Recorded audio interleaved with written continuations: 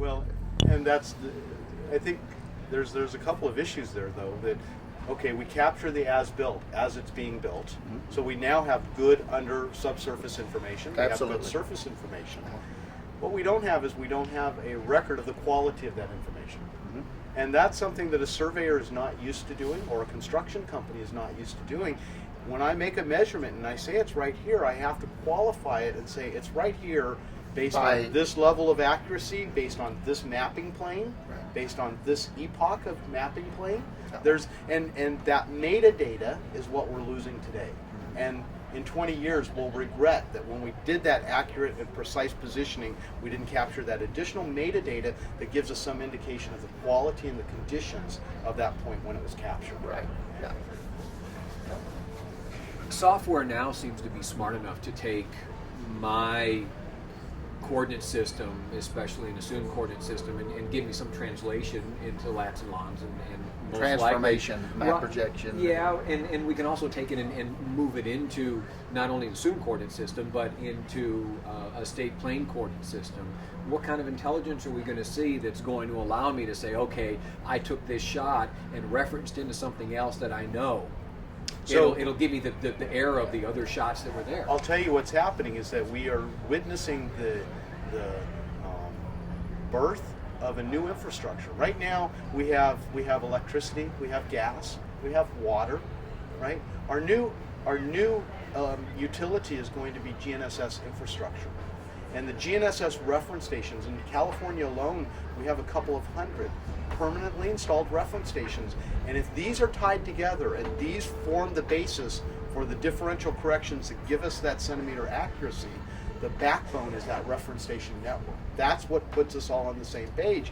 And that's what we're witnessing. So as far as getting on the same datum and not worrying about local datums or NAD 27 or NAD 83, CORS 96, whatever datum, we'll rely on the infrastructure to put us on the right datum. We still need the quality information, but now we'll know that we're on the same mapping page. Well, what about cell towers and so forth? Those are already established, and I'm using those for for my local RTK fixes. No, you're not. Not cell towers. Not cell towers. Our cell towers. Signal, I mean, Your our signal from our cell towers. Your fixed base station or network of fixed base stations are simply using GSM or CDMA to send you the correction. Transport. It's only communication. It is not position. And cell towers are positioned.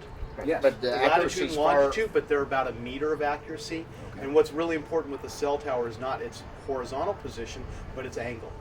And so we get very precise angular positioning on a cell tower because we need to know how to point the antennas.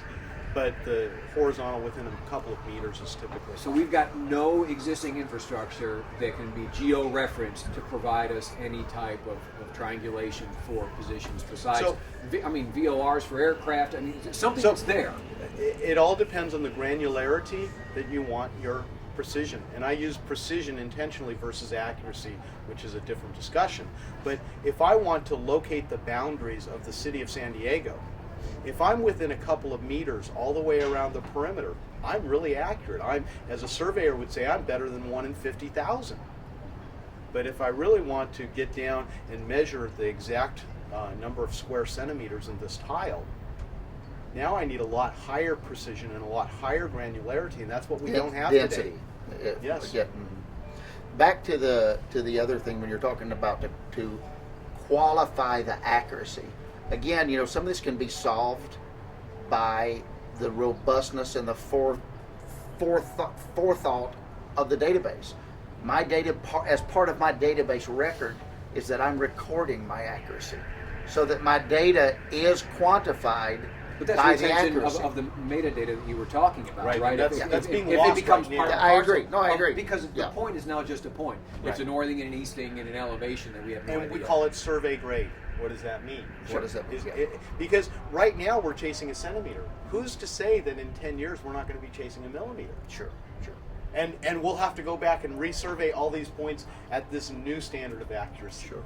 Well, and to add to that conversation, new methods are being developed to better, more quickly gather that data, such as LiDAR and mobile mapping, and some of these other things do You know, it'll only get faster. It will only get more accurate, you know, as time goes on. Right.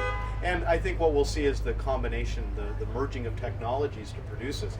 LiDAR will be integrated with GNSS, which will be integrated with optical surveying instruments, which will be integrated with gyros, which will be integrated with cell phones, which will be integrated with tape measures. Yeah, I remember doing a presentation one time talking about the convergence of sensor technology. It's almost an orchestra of various components, all harmonizing together at the same time to give you this information. And Well, we're slowly Isn't that kind of what machine control operation is like? In machine control, you're this orchestra leader and you're conducting, you know, the tilt sensor and the GNSS For sure. and the software Right. and the motion sensors and the reference station and the DGPS corrections, and you're making them all sing together harmoniously. Absolutely.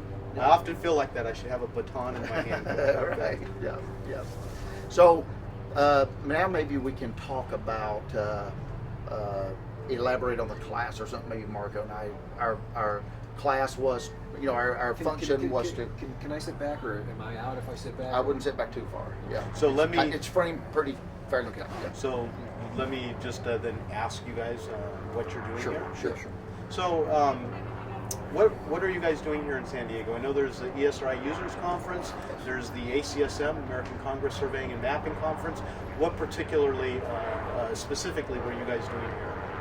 Well, the ACSM portion at the front of the convention has a series of seminars and classes, and Marco and I were asked to speak to basically a land surveying audience.